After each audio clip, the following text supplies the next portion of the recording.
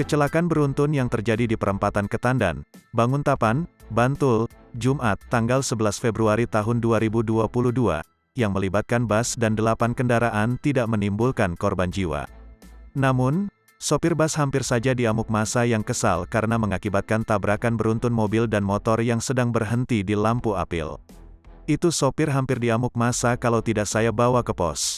Setelah turun dari bus, dia bilang, "Manut Pak, saya bawa ke pos lantas, karena melihat korban sudah pada ngamuk," ungkap Muhammad Aji, 37, kepada Tribun Jogja, Sabtu, tanggal 12 Februari tahun 2022. Aji merupakan warga setempat yang melihat kejadian tersebut.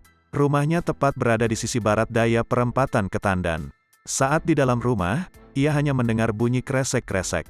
Dugaannya, itu adalah bunyi benturan bus dan sejumlah kendaraan yang berhenti di lampu apil. Peristiwa terjadi sekitar pukul 23 waktu Indonesia Barat.